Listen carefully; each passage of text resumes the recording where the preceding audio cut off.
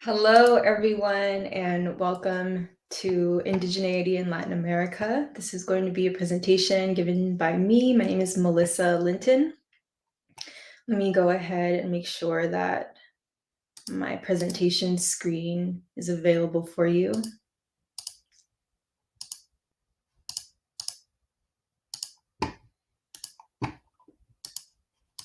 And we can go ahead and get started. Fabulous.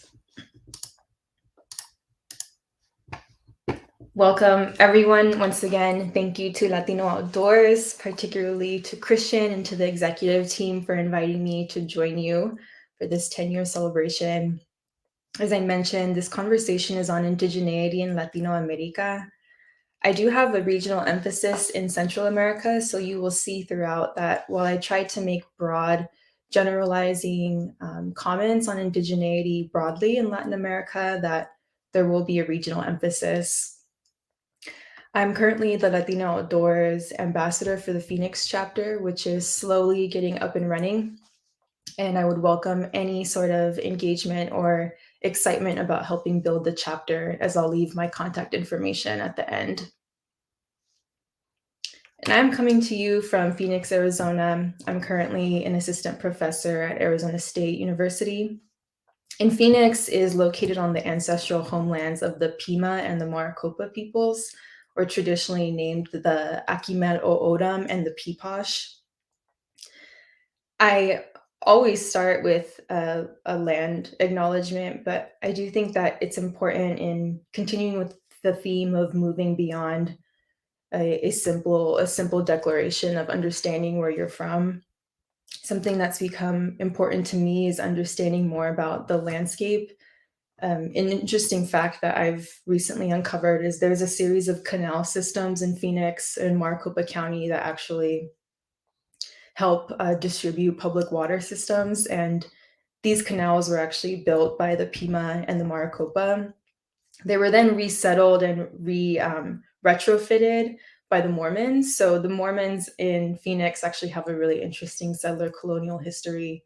So that's just a piece of some of the knowledge that I've gathered here in Maricopa County. The county that I'm in Phoenix is actually called Maricopa. And I invite you to do the same.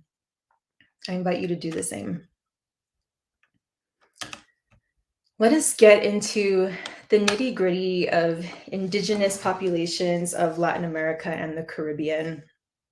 So we're generally talking North American indigeneity, Central American, and South American. To talk about indigeneity in Latino America feels like a wild feat to do, because we're talking about approximately 50 million people who belong to 500 different ethnic groups. Within indigenous populations, be it in North, Central, South America, there are regional differences or definitions of that approximate the sovereignty or the level of jurisdiction and level of land that indigenous people own. So it becomes very difficult to speak in broad strokes about the indigenous community, as it is just so incredibly vast.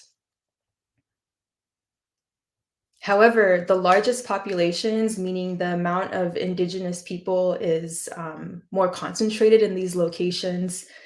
The largest populations are Mexico, Guatemala, Peru, and Bolivia. And this might, for example, like I think Peru and the Andes have become very perhaps in like social discourse of the tourism industry have become more widely recognizable. As well, I would say in Mexico, I think that Guatemala and Bolivia are more understudied in comparison. And I'll actually be focusing much of my conversation today around indigeneity in Guatemala specifically. But some of the social issues that are exacerbated, meaning these social issues exist for um, generally based on racialization in the United States, that all of these issues could arguably be transposed onto the population, like poverty, education issues, access issues. But these social issues are exacerbated in Indigenous communities when people are compounded by the structures of poverty and also living in rural areas when a lot of job opportunities in areas that are now being, significantly changing due to climate change. People are no longer able to subsist on the land itself and have to travel to metropolitan centers.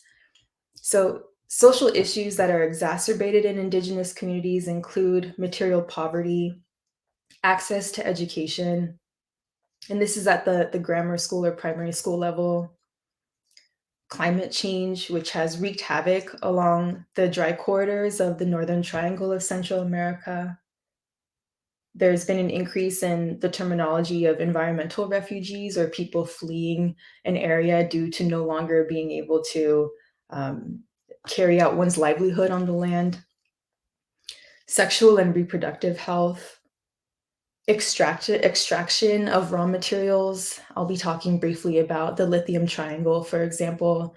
Latin America is incredibly rich in natural resources, which has been a capitalistic motivator of occupying these areas. Government corruption that either ignores or violates local treaties and regulations about Indigenous land, local violence, extortion, and anti-Blackness and the denial of existence. I've actually given a talk for ELO before on sexual diversity in Central America and gave it a quick story that I often tell about, where the Indigenous people in Central America, because growing up Salvadoran, you don't really hear much about anything, even though the pipiles are very prominent in El Salvador. And that story is that I asked my tia Gloria once, sorry, tia Gloria, for bringing you up, but I asked her, like, do we have any sort of traditions that we practice in our family that could be traced to indigeneity or an indigenous group? And she said, there are no indigenous people in Central America, which is absolutely wild, because there are throngs, hundreds of indigenous groups in the Caribbean and in Central America. But it goes to show that settler colonialism, which I'll move to talk about now, is that there are material repercussions of memory of not only stripping of peoples from their land and identity, but being continually invested in that erasure in a future sense. So I'm going to talk about two types of colonialism very briefly, because it's impossible to talk about indigeneity in Latino America without discussing how colonialism has shaped and impacted the region. Colonialism, a word that's thrown around a lot, and we'll anchor it now into a definition. Settler colonialism is a logic defined by Lorenzo Veracini and Patrick Wolf as a structure, not an event, meaning that settler colonialism doesn't just happen once. It's a structure, it's an institution itself. So it is not a singular instance in time, but rather a perpetual existence. And this is evident in, contemporary struggles over water, Dakota Access Pipeline. They're very clear contemporary examples of how colonialism is an ongoing threat. It isn't relegated to the 18th century. It's an ongoing structure and phenomenon.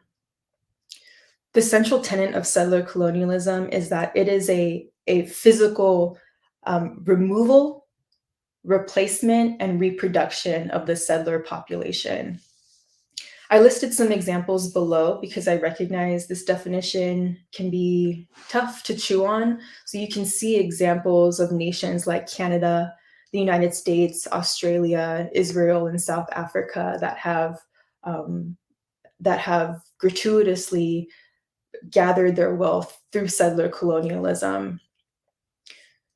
Now, settler colonialism is also an ideology, so meaning there's a materiality to colonialism, actually removing genocide, reproducing, but there's also a mental aspect to colonialism.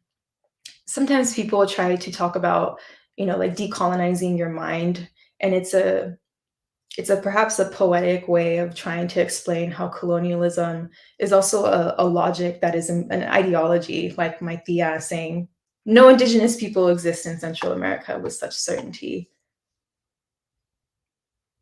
And the final key tenet of settler colonialism is actually replacing the population with a new population. So the most canonical idea of that in North America would be the establishment of the 13 colonies and manifest destiny moving out westward.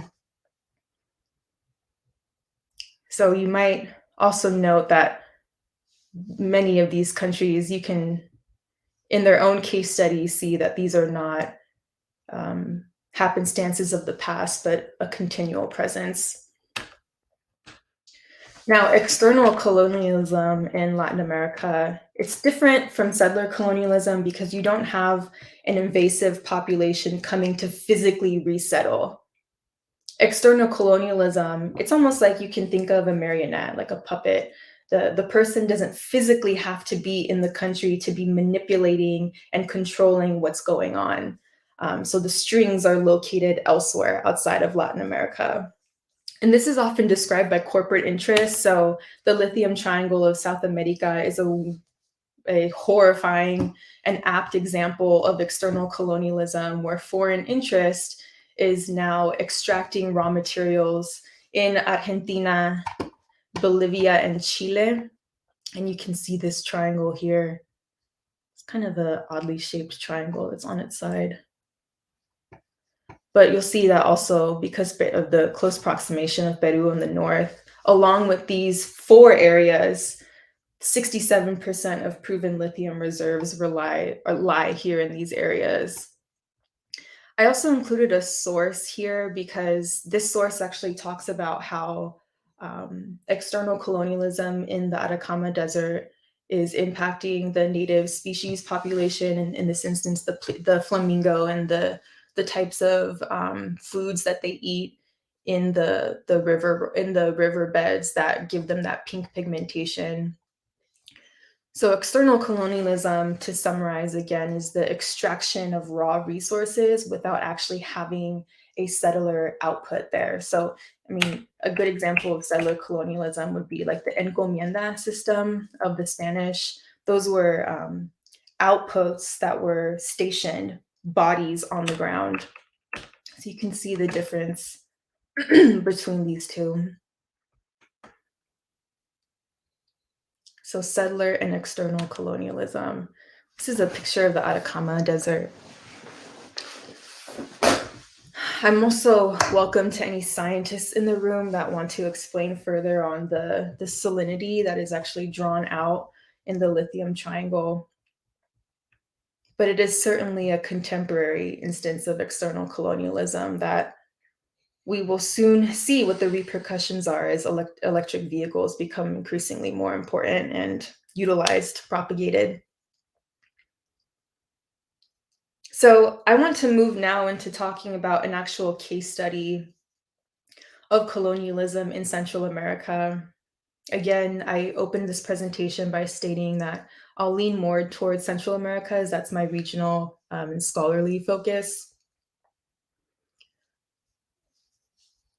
Guatemala, I had opened with saying that it is one of the most dense locales for indigenous populations in Central America. And it's by no coincidence that Guatemala was essentially ground zero for genocidal campaigns throughout the 1980s.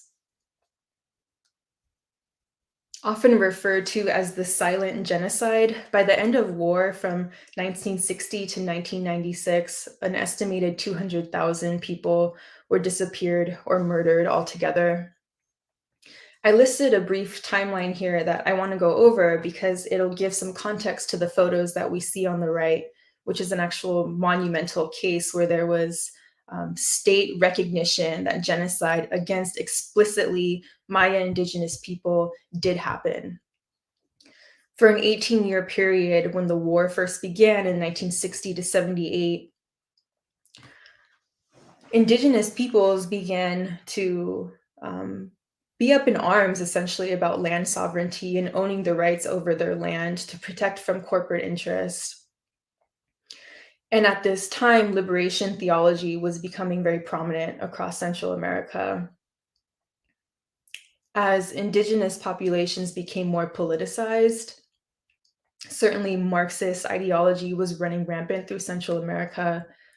To be leftist became synonymous with to be Maya. To be leftist or anti-government became synonymous with being indigenous. In 1982, General Efraín Ríos Montt actually led a campaign to target, murder, and disappear indigenous peoples. And an estimated 70,000 were killed in just a 1-year period. And that can show the level of desperation or the level of threat that was perceived from the Maya. Yet in 2013, some 30 years later, there's a trial for this dictator, Jose Efrain, who you can see at the top. I think he was like 80 years old when this trial went underway in 2013. He went on trial for a specific genocide that happened of the Ixils, the Mayan Ixils, where 1770 members were murdered or disappeared. And we actually have some of the ancestors and descendants of these people sitting in the front. This is a close-up view of the folks that are sitting to the left of these three women in the front. And this is, again, General Efrain. There's an amazing Guatemalan rapper that I'm sure some of you know. Her name is Rebecca Lane. She's Guatemalteca. And a lot of her songs talk about this sense of loss, memory, and loss that is indicative of being indigenous in Central America I think a reason why indigeneity in Central America is a bit more mystical or difficult of a history to uncover is because this is such a recent history. And I think that in a post-Civil War period, like in Central America, that the nations are sincerely grappling with how to rebuild.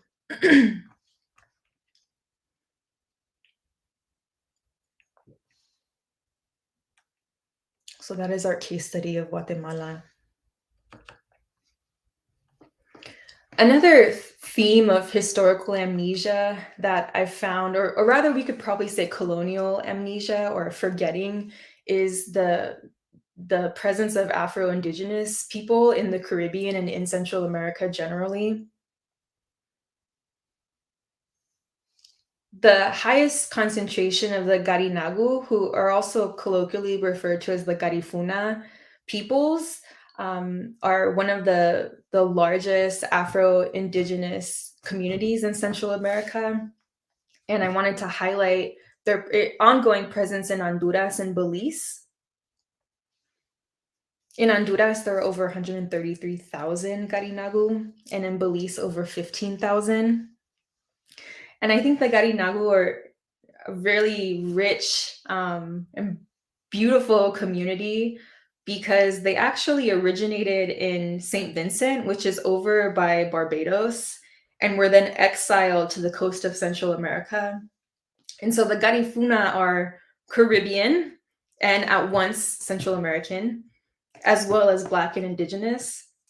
So it's a very interesting mezcla of colonial history, which I find to be just fascinating how that can live within the body.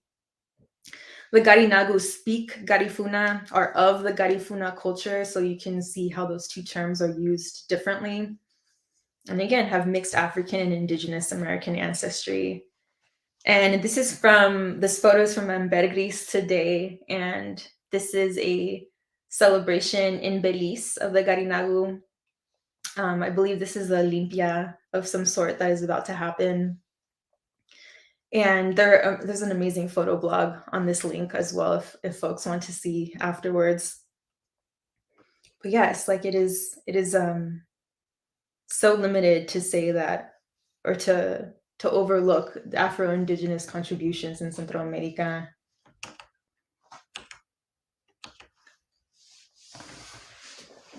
So now that I've given a case study or example of how colonialism has played out in Central America, I'm going to move my presentation now to focus on pressing issues in Latino America, including climate change. I have listed here in orange the three most pressing topics of climate change as related to Latino America, which is increasing sea level rise and ocean warming, which has a ripple effect on coastal livelihoods, which then impacts tourism, health, food, energy, and water security. Melting glaciers in Andean cities have represented the loss of a significant source of fresh water. And the continued degradation of the Amazon rainforest in South America is also of concern, as that area has been described as the lungs of the earth, essentially. So I do think with the rise of environmental defenders in Latin America who are disappeared, I'll talk briefly about that at the end. But I do think that we can learn quite a bit from environmental defenders in Latino America in their the direct strategies that they're utilizing to exert autonomy and sovereignty.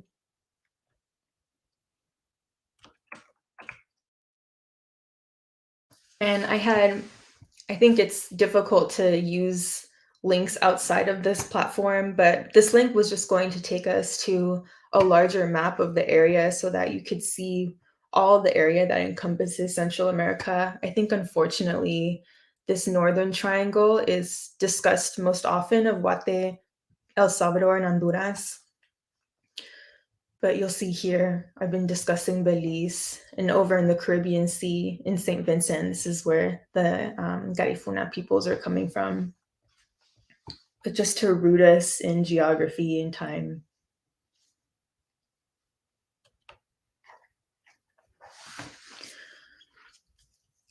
Moving forward, I have an elaboration here of the Garifuna and anti-Black racism in Central America. Blackness is difficult to untangle and understand in Latino America because of the multiple layers of Spanish colonialism, US imperialism, and centuries of anti-Black racism. I think these logics consolidated into the identity marker of mestizaje, which is a nationalist racist myth that was used to essentially rank race by desirability and access to resources and essentially to involvement in the community. The result of mestizaje was alienating Blackness to the Caribbean coast, which then erased centuries of Black Indigenous contributions to the interior and Pacific coasts. And again, just going back to this map, I think that there's a certain privileging of particular countries over others, or even you might ask yourself an imaginary of what is when you think of Central America, are you considering the Caribbean islands as part of that? What histories are elided when you don't? And what political investment is there in that type of forgetting?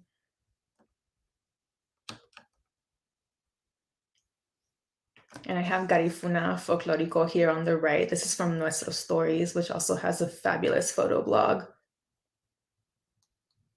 Even if I went to a side story, I went to this incredible museum, the Museum of Musical Instruments here in Phoenix. And it was fascinating to see how the marimba itself, which is a creation of like Black indigeneity, how the marimba moves in sound and instrument from places in South Africa to Central America, and thinking of how much has survived colonialism despite the atrocities that I've even just barely scratched the surface in covering. That is to say, Indigenous resistance is alive and well.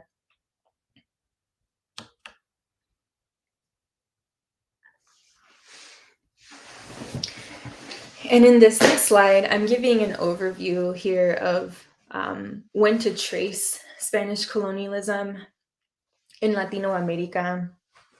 I start here with, in the next slides, I'm going to be moving forward to focusing on Central America once more. And here I'm giving it an explanation of when Spanish arrival begins and the expression of colonialism that took place through both settler colonialism and through this sort of external colonialism, where the main motivation was capital gain of raw materials and cash crops.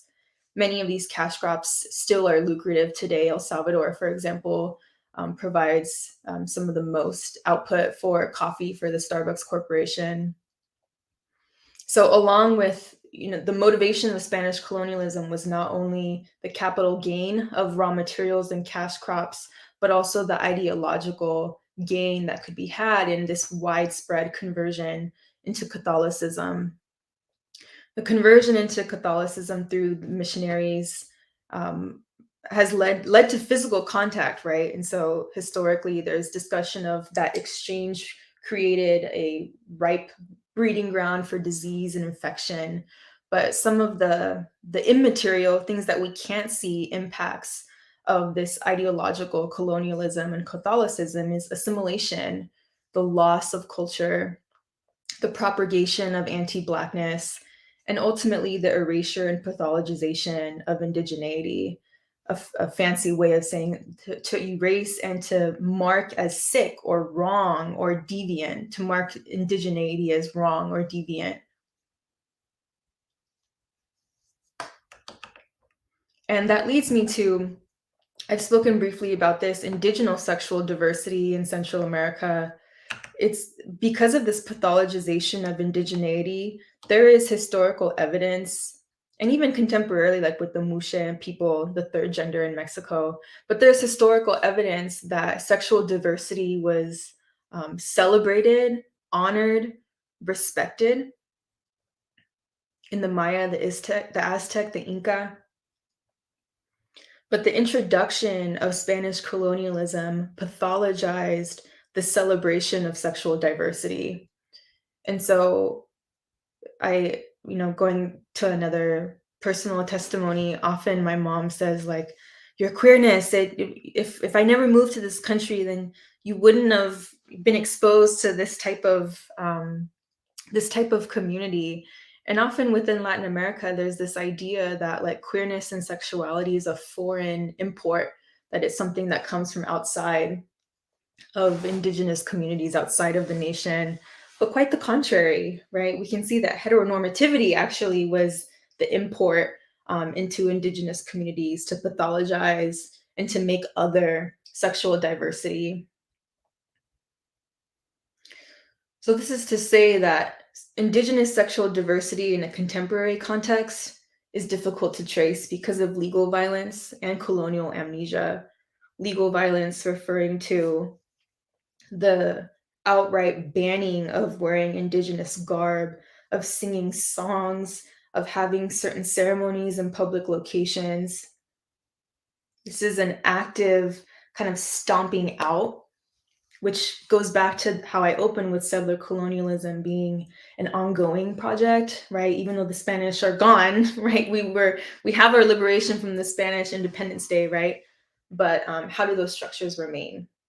And colonial amnesia, both this forgetting on a governmental level, like to think that it took 30 years for Efrain to be held responsible for his genocidal crimes against indigenous people in Guatemala is inane, right? But it shows the scales in which this amnesia can function, from the governmental level down to my Tia Gloria saying indigenous people don't exist.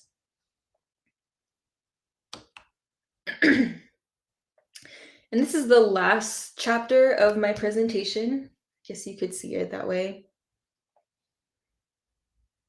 So started out with defining colonialism, moved on to a case study in Wate, and now moving to a final case study that tries to bring together the the past effects of colonialism in a contemporary context.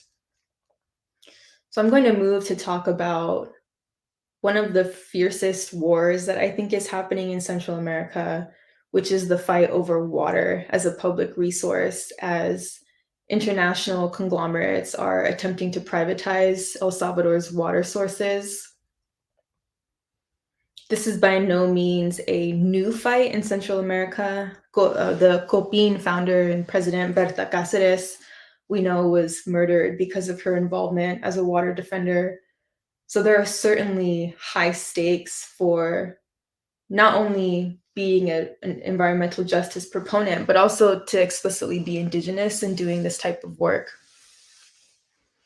I have here a picture of San Salvador, the San Salvador volcano in the background. This is a personal photo that I took.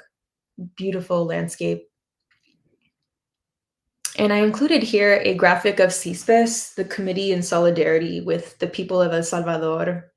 It's an organization that this last chapter of my presentation will focus on, as they're a transnational organization that is based in the US, but actively sends delegations to Central America to engage in social issues that are happening on the ground.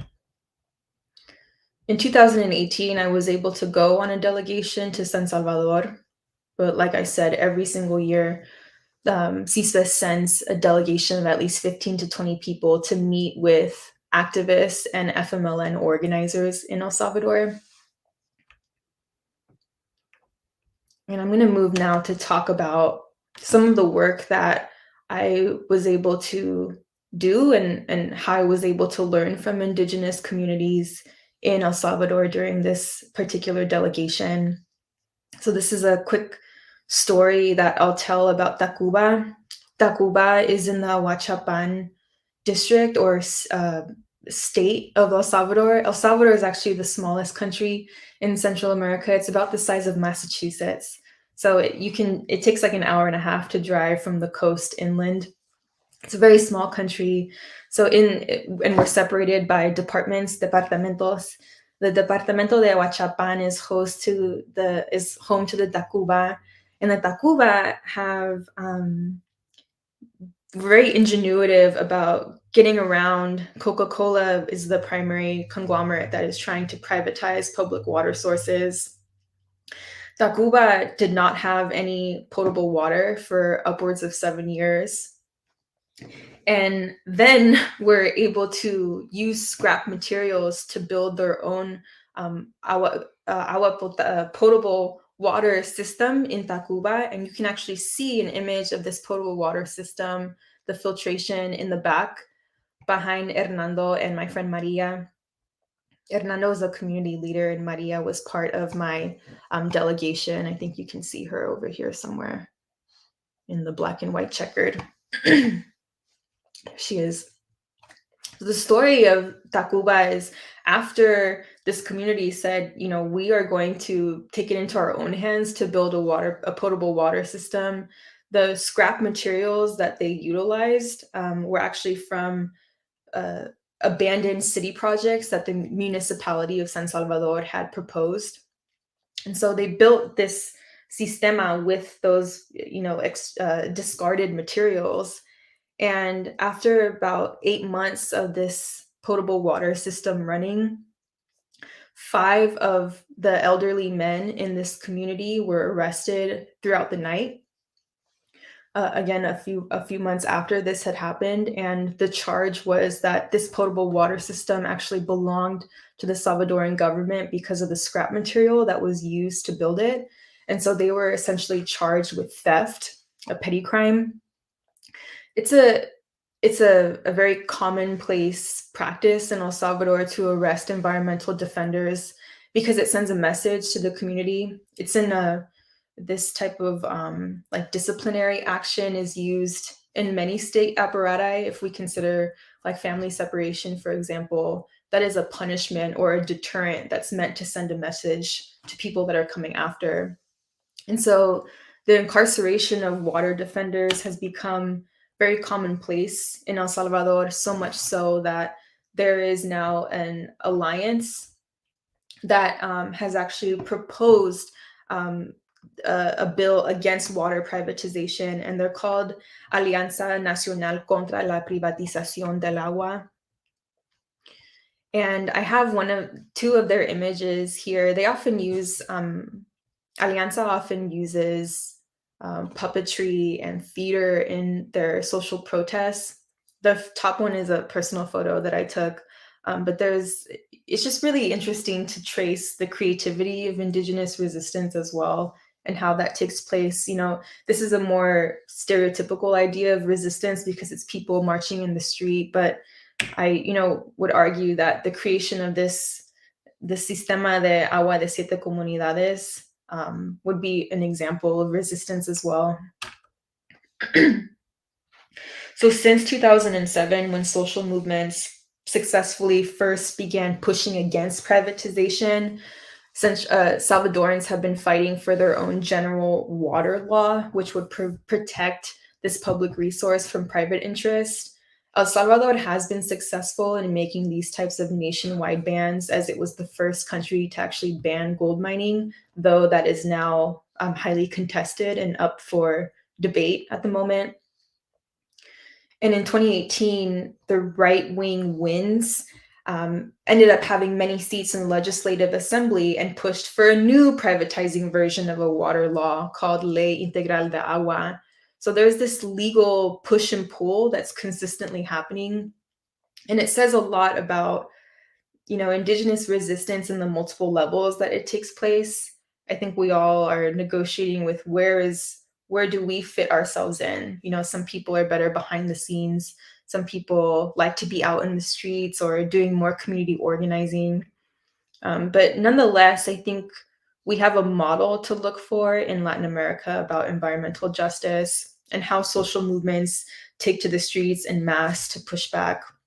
We have seen some of the largest mobilizations in over a decade in El Salvador, which makes me very hopeful.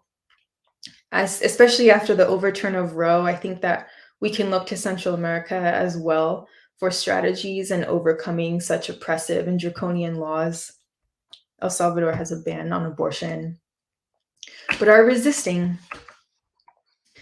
And the final case of this kind of growing and alarming trend of criminalizing environmental defenders who are simultaneously from Indigenous communities is a most recent case in Santa Marta, which is another department in El Salvador.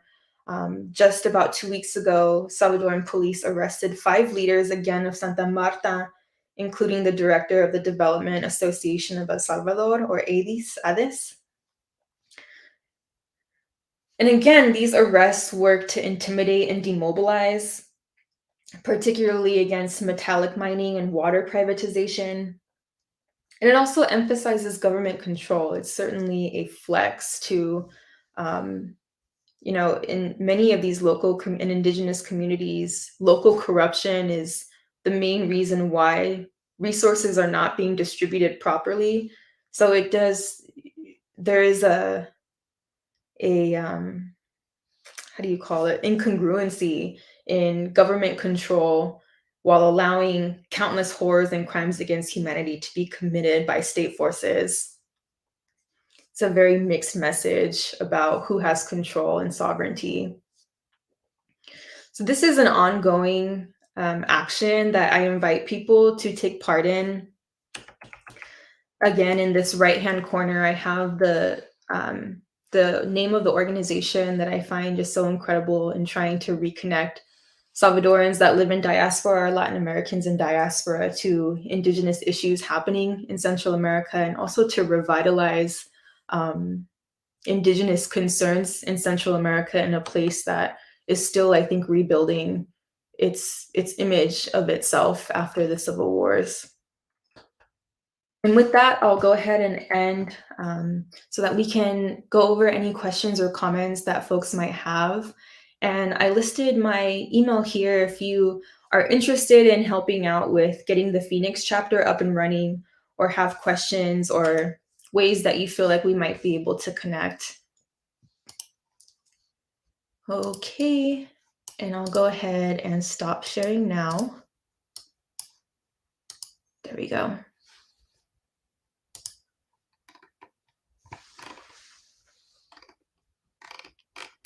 Oh, that's great. I love this engagement.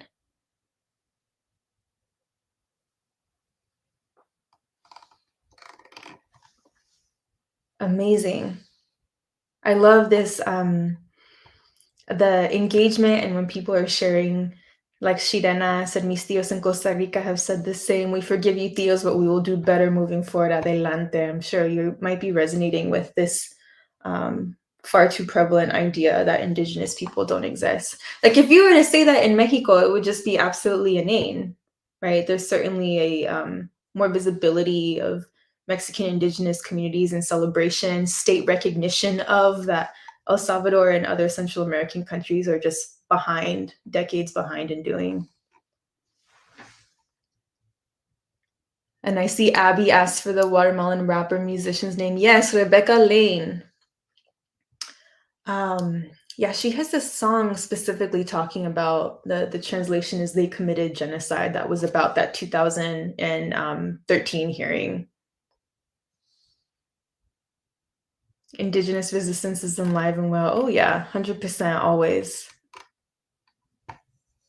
Librarian Christie, personal testimony is so powerful for us, especially since no one writes about what our abuelas and tios say, but those ideas are pervasive and often indicative of a bigger trend. I agree with you. Rest in peace, Berta Cáceres. Indeed, que descanse en paz. I will be there this summer. That's amazing. I love going back to the homeland as fraught, now that we have settler colonialism and external colonialism, we could critique that, but yes, the irony is sharp.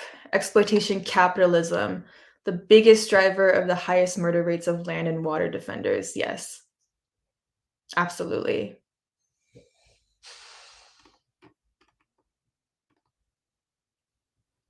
I remember learning about Teatro Campesino during the farm workers' right movement in California, also utilizes puppet theater. Yes, Teatro Campesino, I think I even read a play that was created by Teatro Campesino. But I have noticed that in the few political protests I've been to in Latin America that, here you have to, in the US, you have to get a police permit to protest in a public area. I don't think that's the case in Central America. I've seen there's this kind of like disregard entirely of like government structure in protests, and I think it's really refreshing how performance and the arts is considered a part of the repertoire of Latin American political struggle. When you go to any place in Latino America, you can also see how public spaces are utilized for graffiti that send messages. In my time, I've seen messages about "Que vive las Sandinistas" or "ECLN forever." This type of, art making that is key to protest. Okay, yes, indeed, Indigenous resistance is alive and well. Where does the current president stand on this? Okay, that might be a question for, you might be referring to El Salvador, Nayib Bukele, who's the current president. He's Palestinian Salvadoran, who is very pro capital venture. We recently moved to having Bitcoin as a part of the currency in El Salvador. We also utilize the dollar in El Salvador. So Bukele is actually in close camaraderie with US imperialists and has been, unfortunately. A lot to say about him in particular. But Bukele has remained staunch in refusing to acknowledge the indigenous populations of Central America, unfortunately. And Luis Villa says, there are tens of thousands of rural and indigenous run potable water systems in Central America, yes, structured as water associations, boards, juntas, etc. Yes, and the water, like fetching water as an indigenous way of being is, I think, key to Central American life as well. What like agua es vida is it's a poetic term, but it's also the most material as well. I'm trying to think of the word that has been utilized for water holes in the past, but it's escaping me in Spanish. But yes, however, as Melly shared, Central American forces, often in cahoots with external ones, are looking to disrupt that self determination. Indeed. And I often wonder why. Like, when these big overturns happen in public policy or law, I'm often wondered, what is the motivator? It's easy to say that capital and racism are the motivators because they usually are. But to be very specific when we're identifying power is really important to me. I live in Maryland and I'm part of the DMV chapter. Oh, that's great. Of CSPIS. Thanks for joining, Alexandra. We have a huge Central American and Salvadoran population. I myself have roots in South America. Yes, the Salvies are present in Maryland. It's very interesting to see how, the war was not that long ago. So all Central Americans in the US are essentially the first or second generation to be so. Like I'm the second generation. It's interesting to see resettlement patterns that happen and where Central Americans tend to congregate in dense areas. It's similar with all immigrant populations, Arab populations, Chinese, what have you. All racial formations tend to follow a certain settlement logic or locale. Question: what can we do in the United States other than not drinking Coca-Cola? That's a great question. I think the first thing is I like to start from where I am. So making a consumerist based choice like banning Coca-Cola products is a wonderful way to start. But I think that I mentioned this in my talk that it's very important to consider what political engagement looks like to you and to recognize that that takes many forms. It's not just a public um, persona of, rioting or protesting in the streets. For me, I enjoy finding local organizations close to me that I can attend local events for. And if I'm following a certain issue that I feel isn't being represented in that community circle or area, then I often ask if we can have events that are more workshop based or bring up social issues that people want to discuss that might not have a lot of information about the social issue at hand.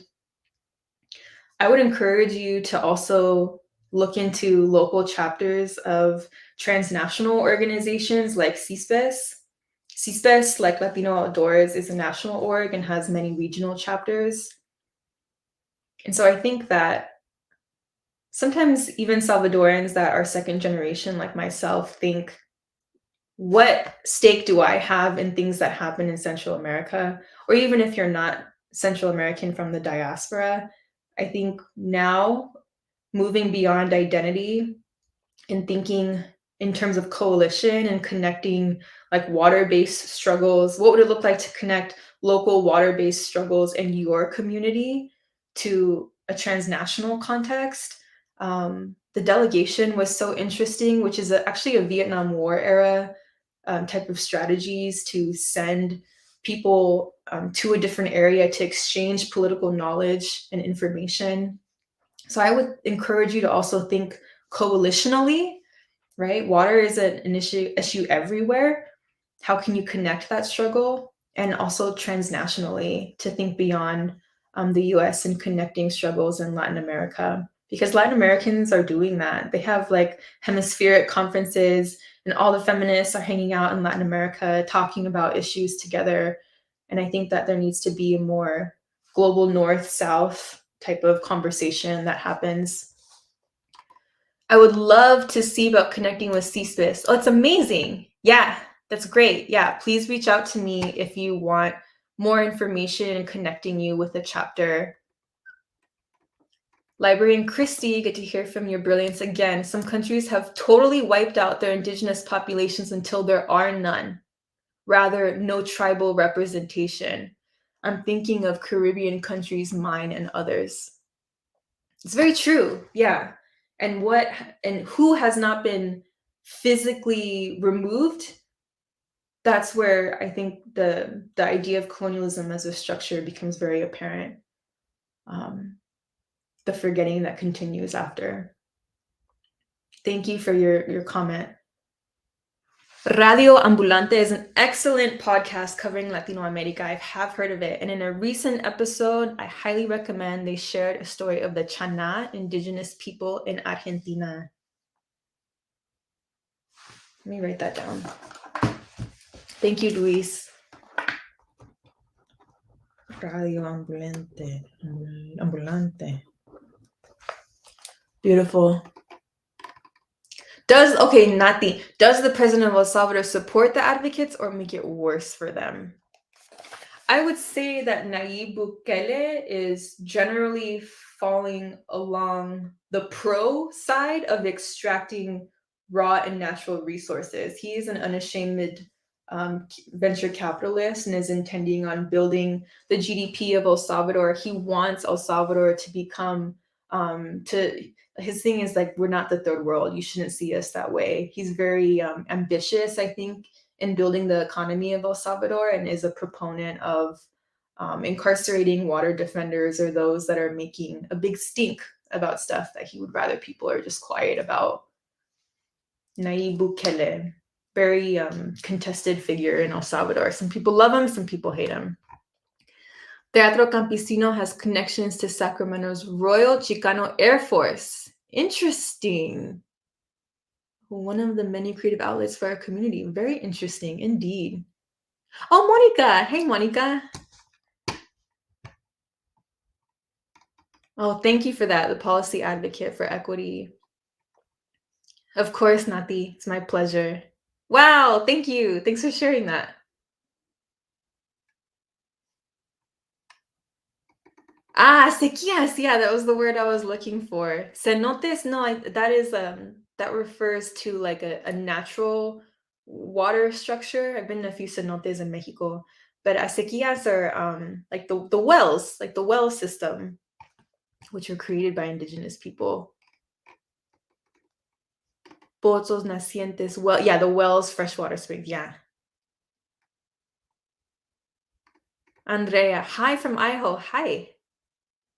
We often see this pattern that indigenous people tend to be overlooked by scientists and activists in conservation environmental fields, which is so bizarre because how much more effective would any type of social organizing or social science-based research be if you were to actually collaborating with the primary producers of knowledge, which is the people themselves who live in these conditions or who live with these social problems and find creative ways to overcome them.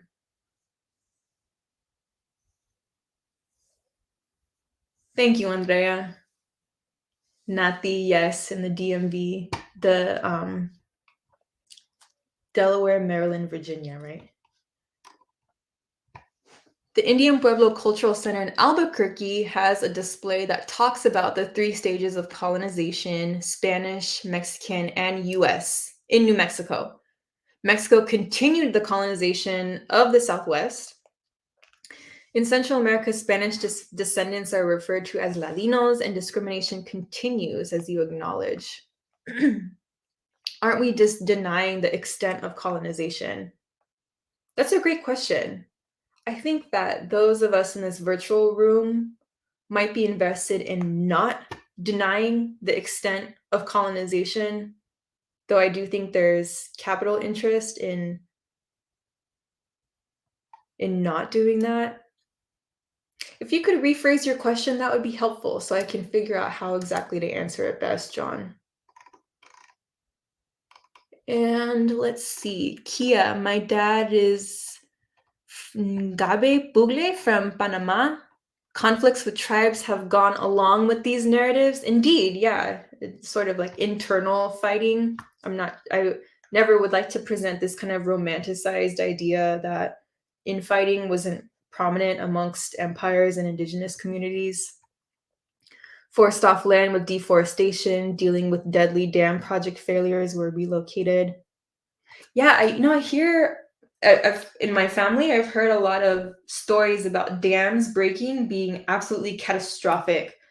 Like my family is from the department of Chalatenango, but my grandma recently passed away, and her home is in Santa Ana, which is kind of more towards the capital.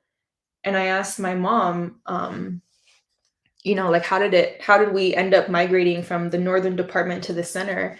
And she told me that there was a dam that completely flooded the area, crops were destroyed, and it caused people to leave. So when we're thinking about environmental refugees, it can be from Central America to the US or Central America to Mexico, but it can also happen within the nation limits or the nation bound territory.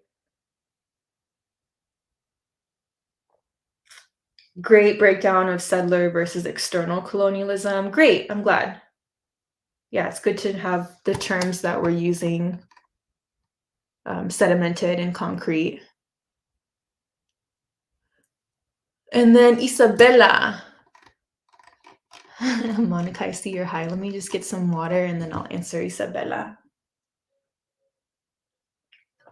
I hope you can hear the desert doves outside my window. So, Isabella, can you share about your experience with academia and decolonial theory? Uy, do you find strengths versus challenges in engaging on Indigenous worldviews with decolonial theories and methodologies? Sure, absolutely. I was going to include a slide on decolonization, but I did not because I felt like I was getting too lost in the sauce. But I will speak about that, Isabella. The slide I was going to include was called Decolonization is Not a Metaphor. And it's an article that I highly recommend by Eve Tuck and Wayne Yang. And the authors open this article by talking about how we metaphorize or use metaphor to talk about decolonization, often in well-intended ways, right? Like one of my favorite cookbooks, Decolonize Your Diet, that's using decolonization as a metaphor, or Decolonize Your Mind, that's also using decolonize as a metaphor. Why is it a metaphor? Well, the authors argue that decolonization should be centrally related around land sovereignty and returning land back. So that phrase, land back. So all decolonization efforts must first begin with land. Now, decolonial theory has become widely popular and important across races. Like I'm thinking of Frantz Fanon is definitely a decolonial or post-colonial theorist.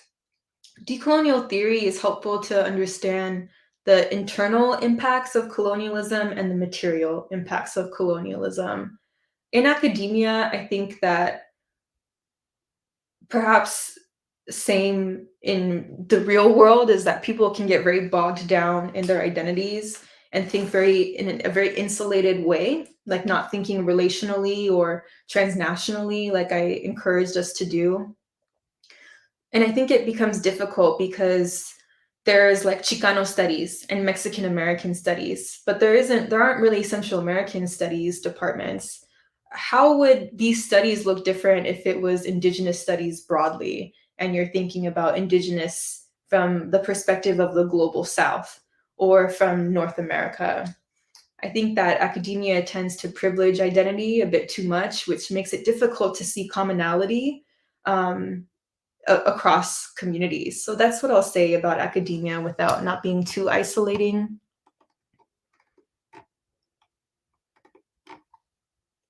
Alexander, okay. Seconding Radio Ambulante.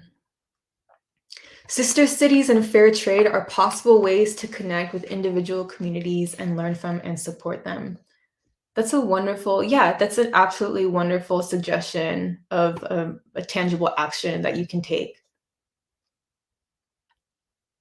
I ask because I'm a current PhD student in decolonial and Latina studies and struggle with theorizing in the academy while also honoring my own community and identity. I see. Isabella, you should feel free to get in touch with me if you want to have this conversation further over office hours or something. I think that would be great. I've been where you are, and I probably will be there again. So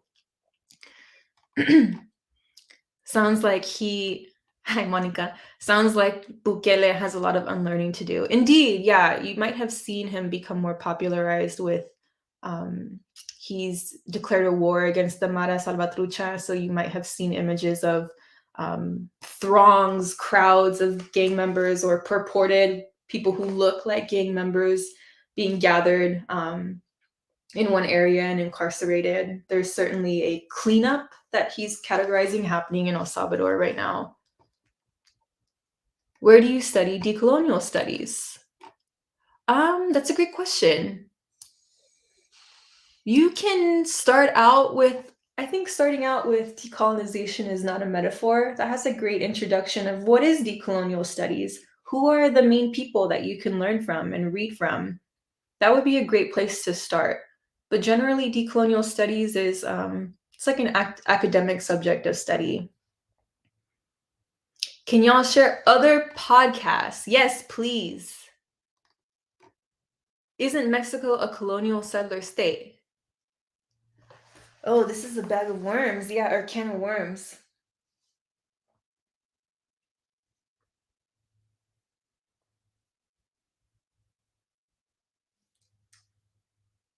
Has Mexico sent colonists to a different country or area to settle, replace, reproduce? I agree, Luis, that some nation states to some degree are, but I do not think that we can point to Mexico as having active colonies right now. It was certainly, yeah, that's my final answer, that Mexico hasn't actively created new colonies outside of the nation of Mexico itself. And that's in my limited knowledge. I'll do some more research on that, but that's how I'll stand. And yeah, Luis. Oh yeah, sure, Abby. Yes. Oh, that's great, Roger. Thank you for that. Great question, John Wright. Oh, I took it as Mexico itself was colonized. Yes, yeah, certainly. Okay, I took it as, is Mexico actively is actively a settler state outside of Mexico? Thank you. Thank you, Isabella. Thank y'all so much.